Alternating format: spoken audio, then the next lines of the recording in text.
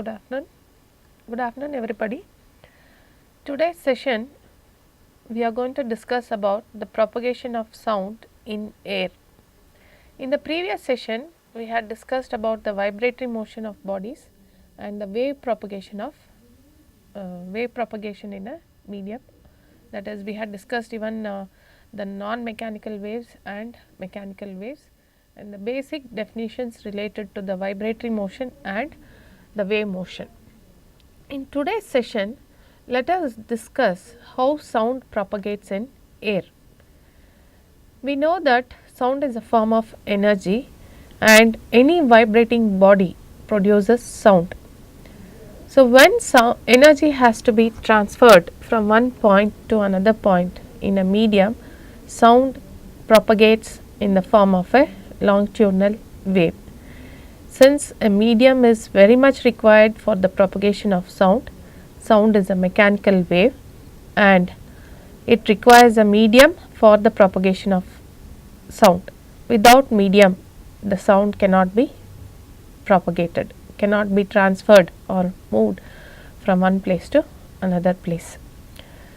So, sound gets originated from all the vibrating bodies, and for the propagation of sound, a medium is a must and it propagates in the form of longitudinal waves. When a body starts vibrating, a sort of disturbance is created in the surrounding medium. This disturbance travels out in the form of longitudinal wave and these waves carry energy with them. But during its travel, the energy gradually decreases and finally becomes 0. Once the energy becomes 0, then the wave cannot travel further or we cannot hear any sound. Example for a wave propagation, sound wave propagation is a vibrating tuning fork. If a tuning fork is excited by hitting it with a rubber pad, the prong starts vibrating, and when it is held near your ears, a sound is heard. So, a vibrating body produces sound. Even a leaf, when it vibrates, dry leaf vibrates, it produces sound. So, even any vibrating body produces sound, and that sound travels in the form of longitudinal waves and it is a mechanical wave. When the prongs suddenly move to one side, the neighboring air particles get compressed and the energy of the prong is transferred to these molecules, and when the prong moves to the other side, the compressed energetic molecules have sufficient space to expand. While expanding, they compress the next region air molecules and the transfer of energy takes place to these molecules, which is slightly less than that we had received earlier. So, when the sound is propagating, the 1-2 motion gives more sound and the fro motion we get a little lesser sound, and it goes on decreasing. Again, next 2 motion the sound will still further reduce, and the next fro motion the sound will further reduce. This type of motion where the amplitude goes on decreasing is what we call as damped motion. It's not a continuous propagation of sound. The sound persists only for certain time. So, that type of sound we call as damped oscillations or damped vibrations. The sound travels away from its source and falls on the eardrum of the listener, which in turn vibrates in accordance with the disturbance it receives. That is, the eardrum on which the sound falls also vibrates in the same way the tuning fork vibrates, and that produces a sensation of hearing. Thus, the disturbance of the kind compression and rarefaction travels in air medium in the form of longitudinal waves because the vibration of the air molecules are along the direction of wave motion. Next, let us see what happens when two sound waves superpose or interfere. So, interference of sound. Interference is caused due to superposition of waves or overlapping of two sound waves is called interference of sound. A source of sound gives out energy which is uniformly distributed in the surrounding medium. If two or more sound waves superpose, then the distribution of energy is not uniform. If the compression of one wave falls on the compression of the other and the rarefaction of one falls on the rarefaction of the other, then the amplitude of the resultant sound will be more than the two individual sounds. So, the amplitude of the resultant wave will increase.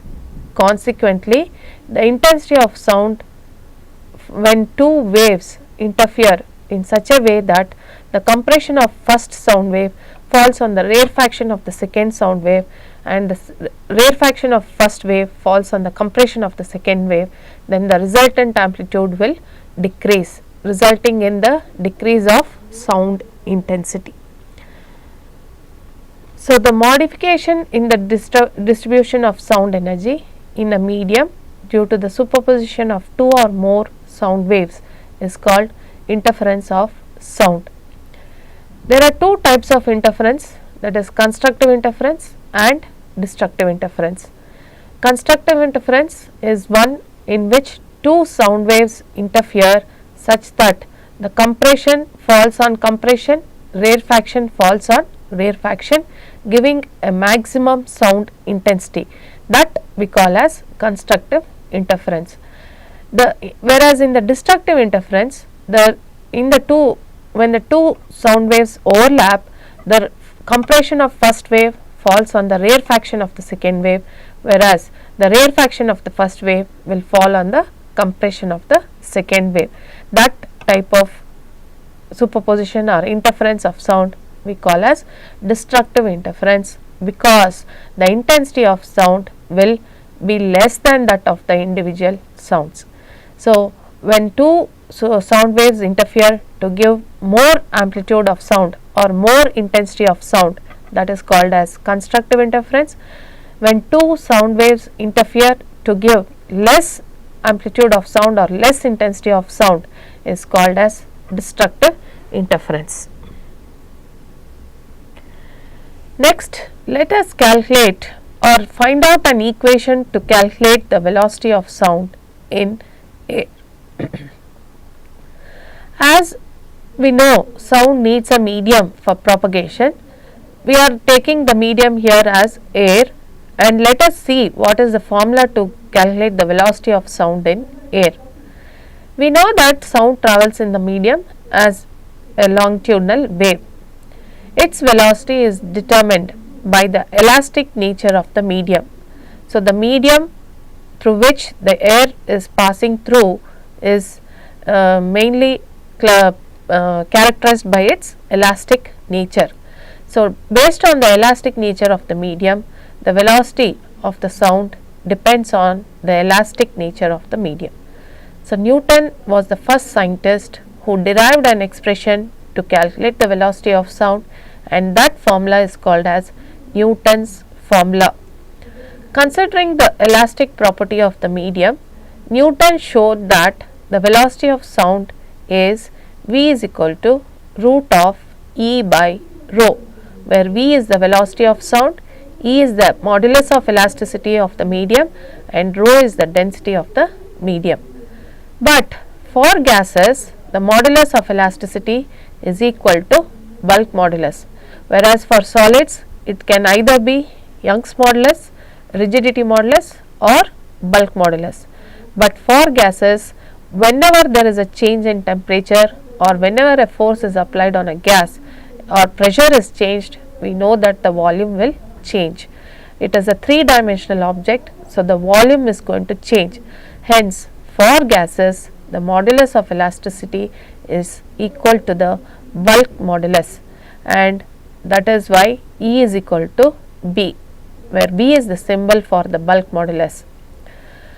And we know that the bulk modulus is calculated as the volumetric stress by volumetric strain, and bulk modulus is volumetric stress by volumetric strain.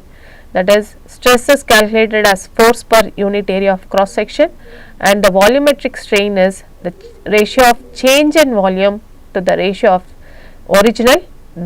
of change in volume to its original volume.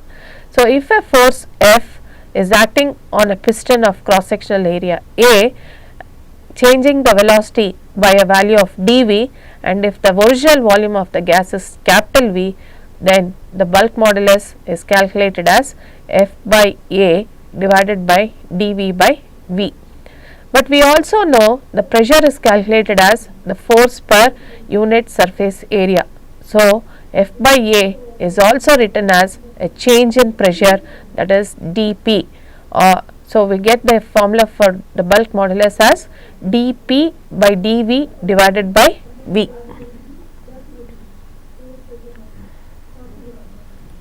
So, the sound travels in the form of longitudinal waves producing alternate compressions and rarefactions. At the compressed region, the volume decreases, but the pressure increases. This is according to the Boyle's law. As the pressure decreases, volume will increase, and as the volume increases, the pressure will decrease. The pressure is inversely proportional to its volume. So, according to Boyle's law, at the compressed region, the volume decreases and the pressure will increase. Similarly, at a rarefied region, the volume increases with decrease in pressure. Thus, there is a change in volume and pressure throughout the medium. And Newton assumed this change of volume and pressure is happening at a constant temperature or under isothermal condition, that is at constant temperature.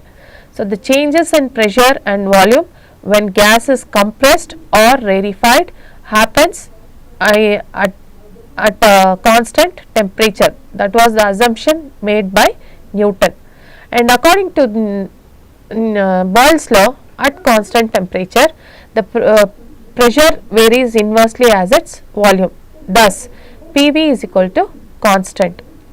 So, using that equation of Boyle's law, PV is equal to constant, if we partially differentiate the equation on both sides, pressure is kept constant, volume is differentiated first, and then volume is kept constant and the pressure is differentiated, that is equal to 0, because differentiation of a constant is 0. So, from that equation P dV plus V dP is equal to 0, rearranging the terms we get the pressure P is equal to minus dP by dV divided by V. So, the velocity of sound where V is equal to root of E by rho can now be written as root of P by rho, where P is the pressure of the gas and rho is the density of the gas. So, using the elastic property of the medium, we have calculated the bulk modulus of the medium as P is equal the bulk modulus B is equal to P the bulk modulus B is equal to dV by V, or dV into V dP into V by dV. So, and also using the Boyle's law, differentiating it on both sides, we have got P is equal to the bulk modulus. So, V is equal to root of P by rho is the Newton's equation to calculate the velocity of sound. So, P is the pressure of the gas and rho is the density of the gas. Further, it was observed that the theoretical value of velocity of sound, that is 332 meter per second, was not in agreement with the experimental value. The experimental value of velocity of sound is 332 meter per second. That did not was not achieved using the Newton's formula, that is V is equal to root P by rho, because the pressure at NTP, normal temperature and pressure of air, is 101.325 into 10 to the power of 3 Pascal or or Newton per meter square, and the density of air is 1.293. Substituting those values, the velocity calculated by Newton, velocity of sound calculated by Newton was 280 meter per second, which is not in agreement with the experimental value 332 meter per second. So, at this point there was a correction needed to be done for the formula, and that correction was made by another scientist named Laplace. So, Laplace gave a suitable correction for this formula, and later on the equation was called as Newton-Laplace equation. So, what was the correction? The correction made by Laplace. Earlier I told that the Newton's formula was derived considering that when a sound enters a medium, the air molecules gets compressed or rarefied at constant temperature. That is, we considered the air to expand at isothermal condition, but according to Laplace, he considered that the air molecules compressed or rarefied under adiabatic conditions, that is at constant at constant pressure. So, Laplace observed that due to compression and rarefaction, the temperature of the medium does not remain same. Due to the compression, the temperature increases, and due to the rarefaction, the temperature decreases. So, the compressions or rarefactions are taking place so fast that there is no sufficient time for the increased temperature to fall down. So, there is a continuous rise of temperature, and as the temperature rises, the volume also increases. That is, according to the Charles law, the volume of a given mass of gas is directly proportional to its absolute temperature. So, thus the condition is not isothermal, that is constant temperature, but instead it is adiabatic. Under adiabatic conditions, the bulk modulus B is given by nu P and not just P, where nu is the ratio of two specific heats of gases, that is nu is equal to Cp by Cv, and this is called Laplace's correction to Newton's equation for the velocity of sound. That is, the pressure, the bulk modulus which was equal to the pressure of the gas was replaced by nu times P, where nu is Cp by Cv. So, that is the correction made by Laplace. Instead of considering isothermal in expansion, Laplace assumed that when sound enters a medium, the air molecules undergo adiabatic expansion. So, incorporating the Laplace's correction in the Newton's equation, the velocity of sound is calculated now as root nu P by rho, and this formula is what we call as Newton-Laplace's equation for velocity of sound. So, V is equal to root of nu P by rho is the formula to calculate the velocity of sound, which was jointly derived by Newton. Later on it was corrected by Laplace, and now it is known as Newton-Laplace's equation. Using the above equation, the velocity of sound calculated was in agreement with the experimental value, that is 332 meter per second, because at NTP again the pressure of air is 1.0135 into 10 to the power of 5 Newton per meter square, or 101.35 into 10 to the power of 3 Pascal, and rho, the density of air, is 1.293, and the ratio of specific heats for air is 1.42. So, substituting those values, we get the velocity of sound as 333 meter per second, which is in agreement with the experimental value, and this is the formula accepted worldwide to calculate the velocity of sound. Now, let us check what are the factors which affect the velocity of sound. When sound travels in a medium, which physical quantity affect the velocity of sound, that is whether the velocity of sound will increase or decrease based on some physical quantities. That is what we are going to check. And according to Newton Laplace, the velocity of sound is given by V is equal to root of mu p by rho, where mu is the ratio of specific heats of air, p is the pressure of air and rho is the density of air. Let us first check how the variation in density affects the velocity, whether velocity is directly proportional or inversely proportional to density, or is there no effect of change in density on velocity of sound. Let us check that. According to the above equation, that is V is equal to root mu p by rho, from the formula we see that the velocity of sound is inversely proportional to the square root of density. But if the density increases, the velocity decreases at constant temperature.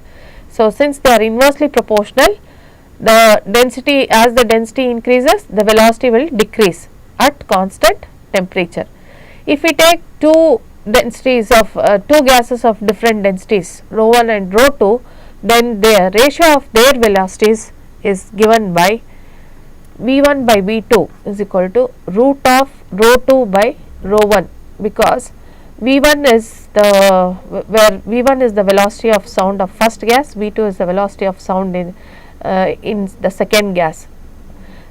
Since the velocity is inversely proportional to the density, square root of the density, we get V1 is inversely proportional to root P1 and V2 is inversely proportional to root rho 2. So, we get root of rho 2 by rho 1, where rho 2 is the density of the second gas, rho 1 is the density of the first gas. So, that is the effect of density. As the density increases, the velocity of sound will decrease. So, they are inversely proportional. Next, effect of temperature. According to Charles' law, at constant pressure, the volume of a given mass of gas varies directly as its temperature, absolute temperature. That is, V is directly proportional to T. But increase in volume is associated with decrease in its density, because volume is calculated, density is calculated as mass by volume. So, as the volume increases, the density will decrease, or as the volume decreases, the density will increase. So, they are again, volume and density are inversely proportional to each other. So, from equation A and equation B, volume is directly proportional T and volume is inversely proportional to its density. Since the LHS is same, the RHS also must be same. So, 1 by rho is directly proportional to T, or 1 by root rho is directly proportional to root T. According to Newton Laplace equation, V is directly proportional to 1 by root rho. Hence, V is directly proportional to root T. That is, velocity of sound is inversely proportional to square root of rho, that is 1 by root rho. Hence, V is directly proportional to root T. So, the velocity of sound in air varies directly as the square root of its absolute temperature. So, as the temperature increases, the velocity of sound also increases. So, if the air is taken to at two different temperatures T1 and T2 with the pressures remaining constant, then V1 by V2, that is the velocity at temperature T1 by velocity at temperature T2 is equal to root of T1 by T2, where T1 is the absolute temperature at first temperature and T2 is the second absolute temperature. Next, let us check how the pressure affects the velocity of sound. By the definition of density, as I told earlier, density is calculated as mass per unit volume or mass by volume of the gas. According to Newton Laplace equation, the velocity is given by root of mu p by rho. So, rho, replacing rho as mass by volume, we get root of nu PV by m, where nu is the ratio of specific gates, P is the pressure of the gas, V is the volume of the gas, m is the mass of the gas. And according to Boyle's law, PV is equal to 0, sorry, PV is equal to a constant. So, since PV is remaining constant, for any variation in pressure, there is a corresponding variation in volume to keep the product constant. Hence, the pressure has no effect on the velocity of sound. So, the pressure does not affect any change in pressure. There is an equal corresponding variation in volume, keeping the product pressure into volume equal to a constant. Hence, pressure has no effect on the velocity of sound. Either we increase the pressure or decrease the pressure, the velocity of sound in a medium remains same. In the above expression, the velocity nu is constant. For the velocity nu is constant, PV is equal to constant and m is also constant. Hence, pressure has no effect on the velocity of sound in air. Next, let us check how the direction of wind affects the velocity of sound. If the wind blows in the direction of propagation of the sound wave, it is in the same direction, the sound is coming from the same direction, wind is also coming from the same direction, then the velocity of sound increases. On the other hand, if the wind is blowing in the opposite direction to the sound, then the velocity of sound decreases. So, the wind offers a resistance to the velocity of sound. Effect of humidity. The density of water vapor is lesser than that of dry air, because the mixture of dry air and water vapor is what we call as humid air. So, as the humid air contains the traces of water vapor, the density of water vapor is lesser than air. That is why the water vapors can rise into the air. If the density was more than that of dry air, it should have settled down at the bottom, but since it rises into the air and gets mixed up in air, the density of water vapor is less than that of dry air. So, the presence of water vapor in air indicates humidity. So, more humidity means less density of air. According to Newton's equation, the velocity of sound is inversely proportional to its density, square root of the density. Hence, lesser the density, more is the velocity. That is, the velocity of sound is more in air, or the sound travels faster in humid air than that in dry air. So, to brief out, the density, the change in density, there is an effect of change in density on velocity of sound. That is, the velocity of sound is inversely proportional to the square root of the density. Effect of temperature, the velocity of sound is directly proportional to the square root of the temperature. Effect of pressure, there is no effect of change in pressure on velocity of sound. Effect of wind, if the direction of both sound and wind are same, then the velocity of sound will increase. If they are travelling in the opposite direction, then the velocity of sound will decrease.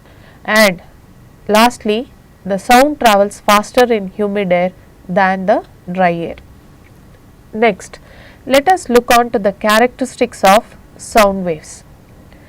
What are the characteristics of sound waves? That is, how they behave in a medium, when they are, what type of waves they are, how they propagate in the medium, how the energy is transmitted or not, all that let us see.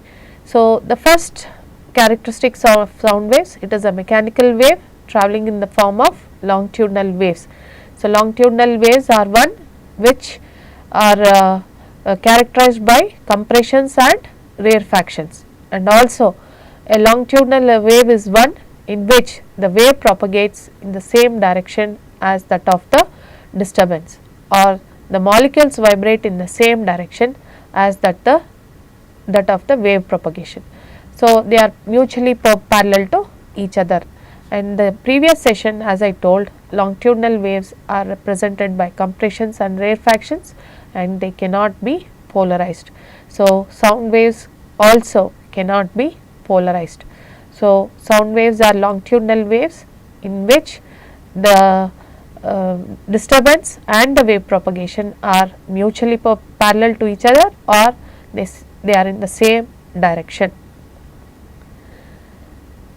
Since sound waves travel in the form of longitudinal waves, and we know longitudinal wave is a form of mechanical wave, a material medium is very much necessary for the propagation of sound.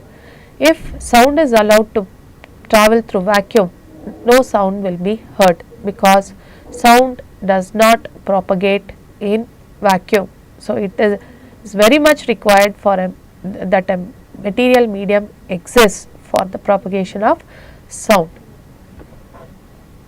And longitudinal waves travel in all forms of media, that is solids, liquids or gases. So, sound can travel even through solid, liquid or gas.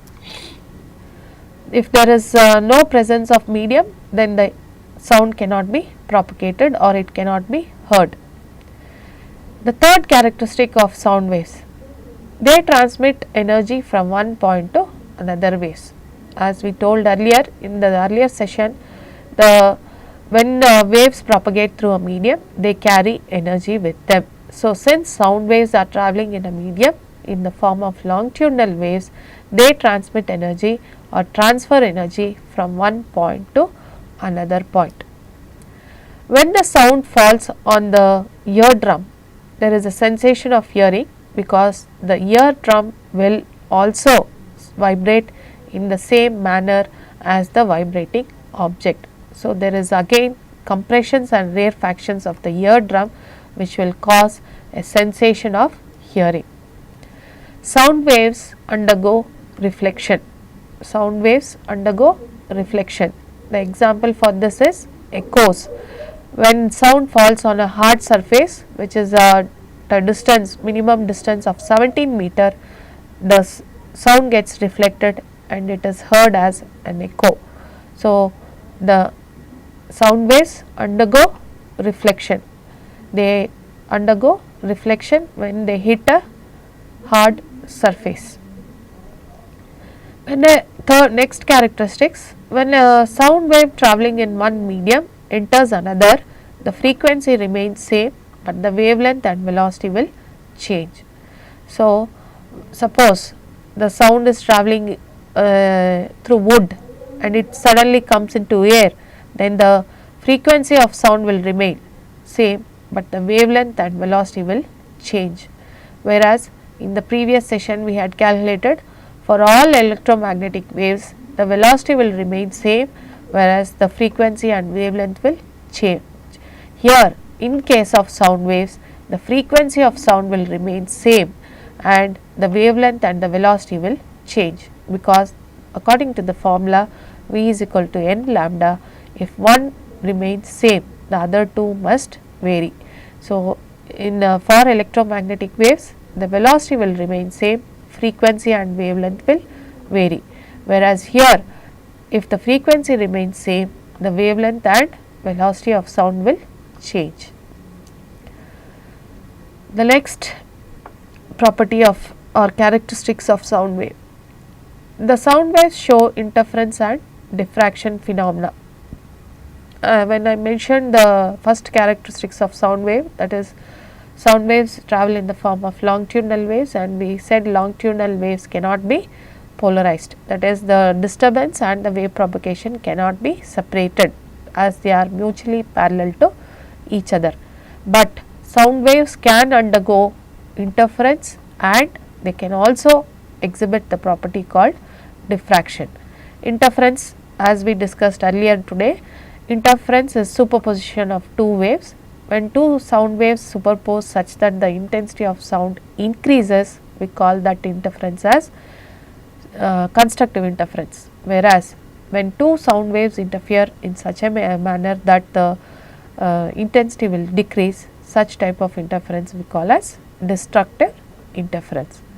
Diffraction is bending of sound at sharp edges. Though the door is closed, if a person calls from outside, we can hear the sound because the sound can bend through the sharp edges and reach the person on the other side. So, diffraction phenomena, sound can exhibit both interference and diffraction. The last characteristics of sound wave is sound waves are capable of setting other body into vibration when they fall on it. Example, if a tuning fork is excited to vibrate and it is kept on a wooden plank, the wooden plank also starts vibrating and we can hear a sound. That is the phenomena what we come across or use in our next concept, that is resonance. So, when we hit a tuning fork and place it over an air column, the air column will start vibrating, as in the case of resonance air column of water, velocity to find the velocity of sound, or when we hit a tuning fork and keep it on the wooden box or sonometer, we hear a sound. So, a vibrating body can also produce, or the sound can produce vibrations in a body on which the sound falls. So, that is those are some of the characteristics of sound waves. That is, sound waves are longitudinal in nature, they require a material medium for propagation, they transmit energy from or transfer energy or carry energy from one point to another, they cause a sensation of hearing, they undergo reflection at hard surfaces. When sound travels from changes its path from one medium to another medium, the frequency will remain same, the velocity and wavelength will change, and sound exhibits both interference and diffraction phenomena. And when sound falls on a body, it sets the body into vibration. Those are the characteristics of sound waves. Stationary waves or standing waves. Stationary waves are formed due to superposition of two waves when a wave travelling in a particular direction strikes with an obstacle. The reflection of the wave takes place. If this reflected wave overlaps with the incident wave, then the wave of the nature as shown in the figure is formed. This wave we call as stationary wave. So, one wave is travelling in forward direction, it hits the target and that is reverses its direction. So, when these two waves, that is the incident wave and the reflected wave, overlap or superpose on each other, a standing wave or a stationary wave is formed. So, if the reflected wave overlaps with the incident wave, the wave nature is shown in the figure as I showed just now.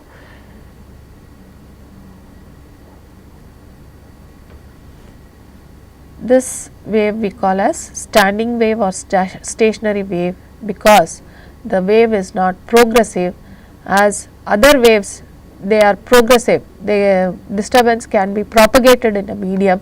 Here in standing wave or stationary waves, the disturbance is not progressive, hence they are called stationary waves or standing waves. So, in longitudinal and transverse waves, there is a propagation of the disturbance, we call that as progressive wave, whereas the standing wave or stationary wave, there is no movement of the disturbance, hence it is a standing or stationary, it is not changing its position. That is what we mean by stationary or standing. So, the disturbance is not getting propagated through a medium. So, thus we define the stationary waves as when two waves of same amplitude, same frequency and same period travelling in opposite direction with the same velocity in the same line superpose over one another, we get standing waves or stationary waves.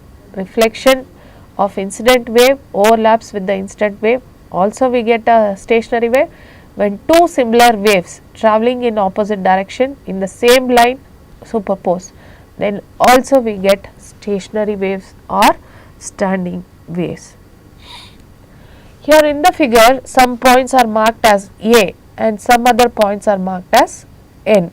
The points where there is a maximum amplitude or maximum displacement from its mean position are called antinodes, and the points where there is no displacement, that is zero displacement, we call them as nodes.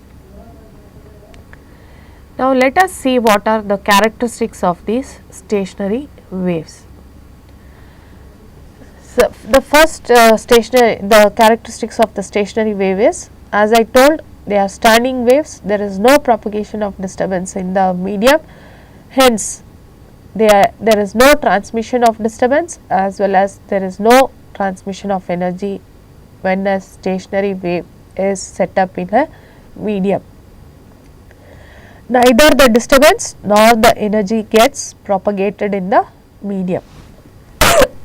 Excuse me. There is no transmission of disturbance in any direction, neither the forward direction nor the backward direction.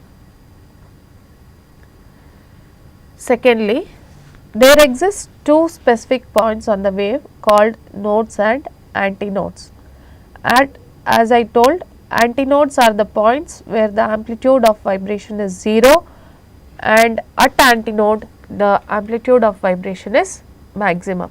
So, the points or the molecules which vibrate, which have maximum displacement from its mean position, we call them as antinodes. The molecules which have 0 displacement from their mean position, we call them as nodes. Thirdly, third characteristics of stationary wave, nodes and antinodes are at equal distances on the waves. They are equally spaced. Nodes and antinodes are at equal distances on the waves. The distance between two consecutive nodes or antinodes is equal to lambda by 2. That is, the distance between two nodes, two consecutive nodes or two consecutive antinodes is lambda by 2, as shown in the figure. The distance between n and n is lambda by 2, two consecutive nodes.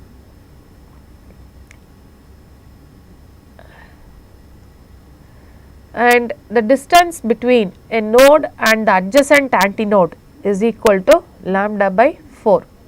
One node and its neighbor antinode is lambda by 4. It is shown clearly in the figure. The distance between two nodes or two consecutive antinodes is lambda by 2. The distance between one node and one antinode next to neighboring antinode is lambda by 4. That is the other characteristics of stationary wave.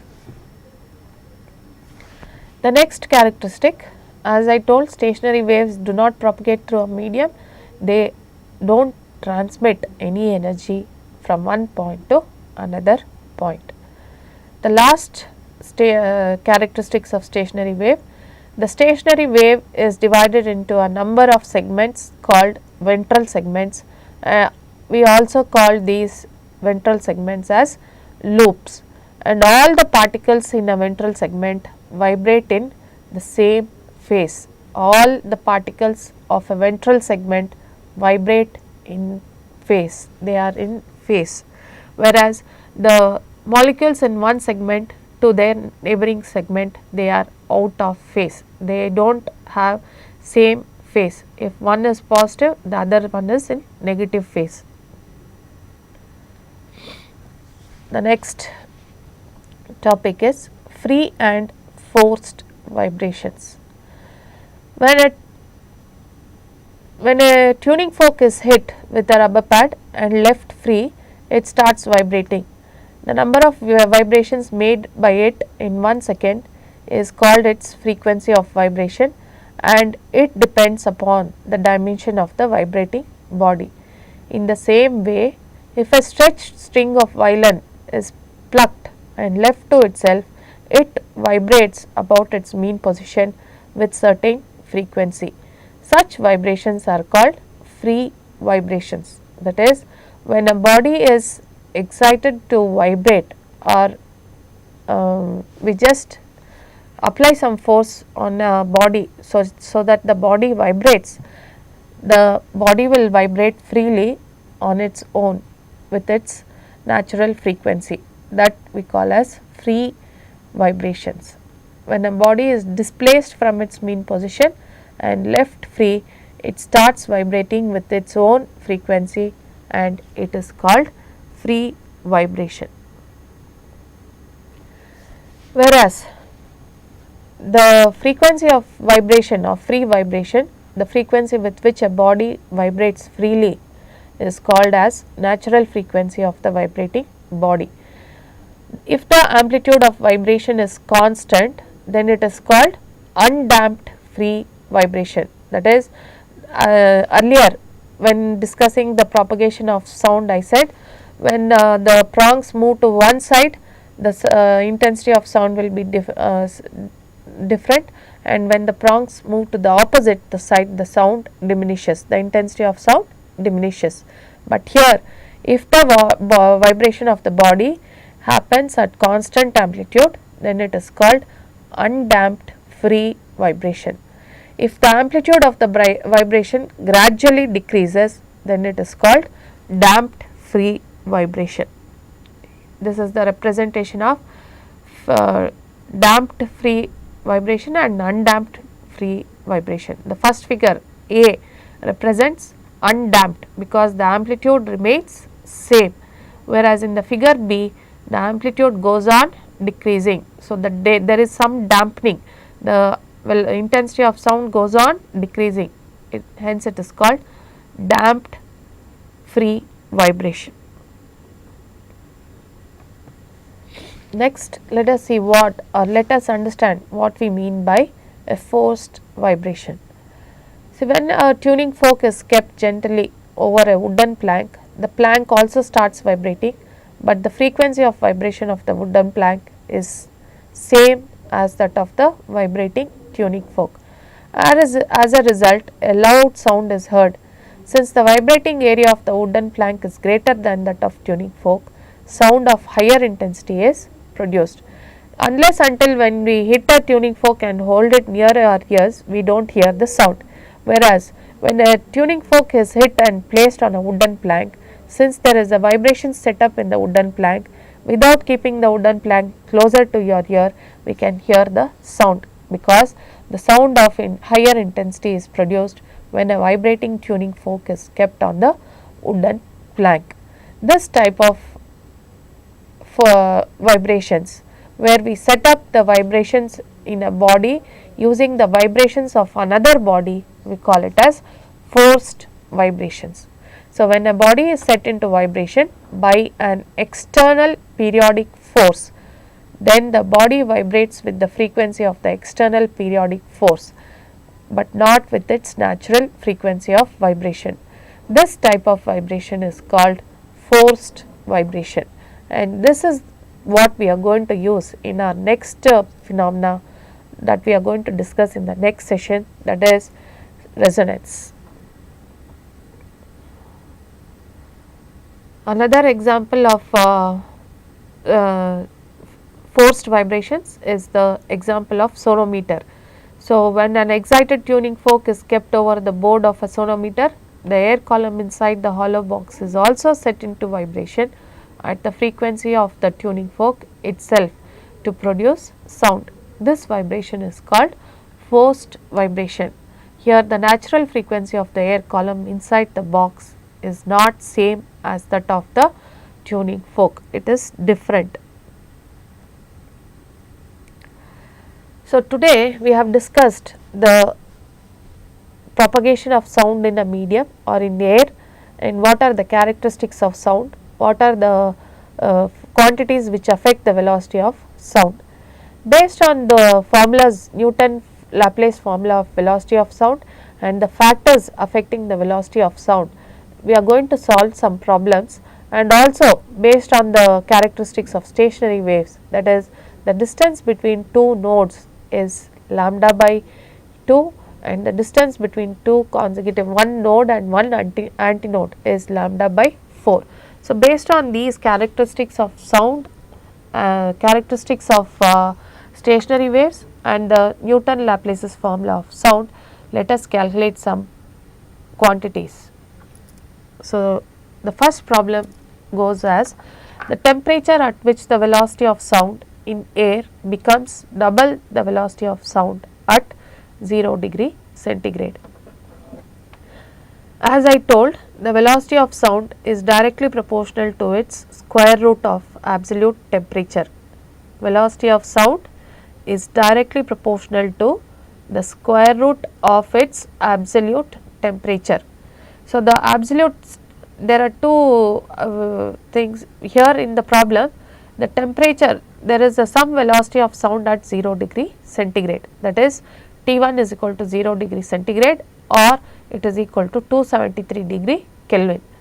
So, at what temperature the velocity of sound will become double the velocity at 0 degree centigrade, that is the problem asked. So, if I take the temperature T1 as 0 degree Celsius or 273 degree Kelvin, let the velocity at 0 degree Celsius or 273 degree Kelvin be V1. So, the velocity V2 is twice the velocity at 0 degree Celsius, that is 2 V1. So, that velocity happens at what temperature is the problem. So, using the formula for effect of temperature, that is V1 by V2 is equal to root of T1 by T2, we substituting the values for V1 as it is V1 and V2 is becoming twice the initial velocity of sound, that is 2 V1, and root 273 is the initial temperature, 273 plus T2 is the second temperature.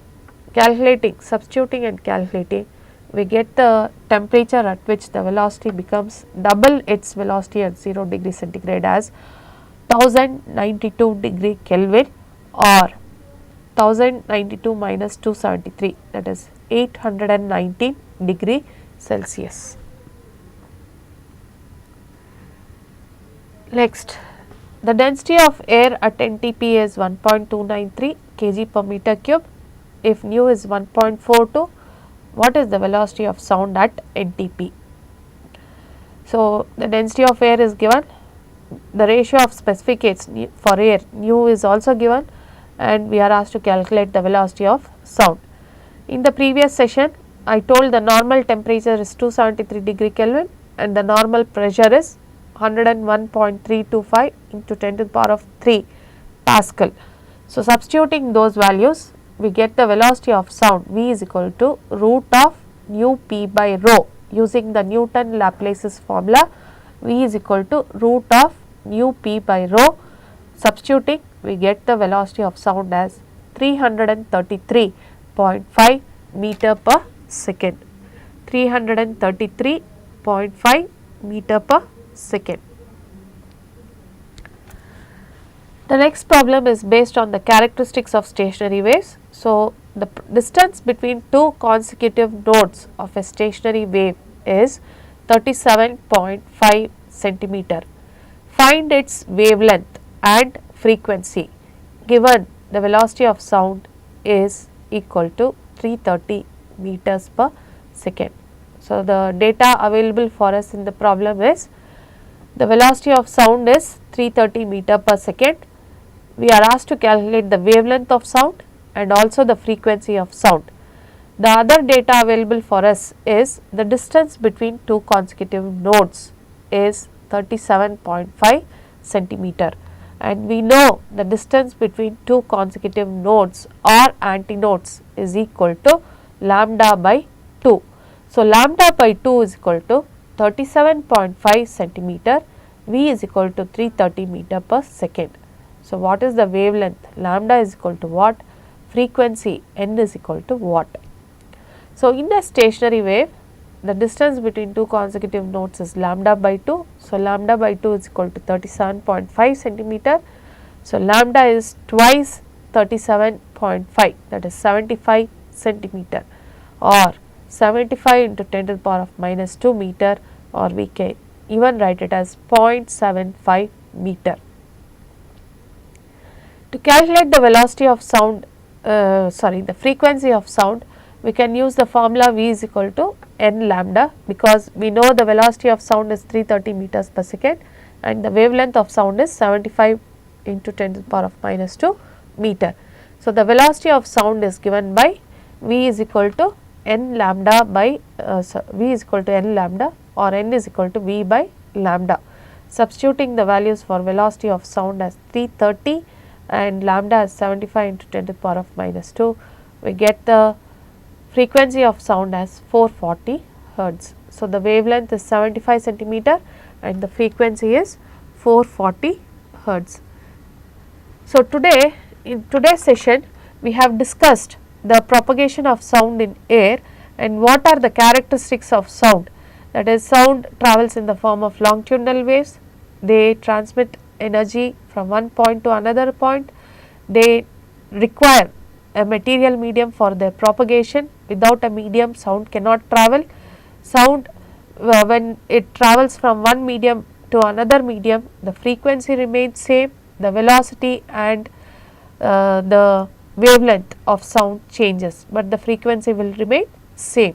And also we have discussed today the two formulas, that is the Newton's formula of velocity of sound and what was the correction made by Laplace, and later on that equation of velocity of sound was called as Newton Laplace's formula, that is V is equal to root of nu p by rho, where nu is the ratios of the specific heats, p is the pressure of gas and rho is the density of air through which the sound propagates. So, we have discussed what is sound, characteristics of sound, the equation to calculate the velocity of sound and interference of sound.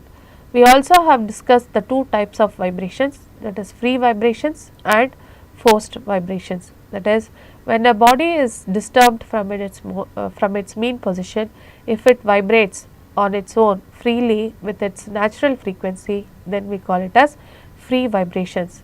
Whereas, if we set a body into vibrations using the vibrations of another body, as in the case of sonometer experiment or as in the case of resonance air column experiment, we call such type of vibrations as forced vibrations. And we know that the vibrations of the second body, the natural frequency, the second body vibrates with its natural frequency, which is different from the natural frequency of the first vibrating body. If the amplitude of the free vibrations remains same, we call it as undamped free vibrations. If the amplitude goes on decreasing, we call it as damped free vibrations.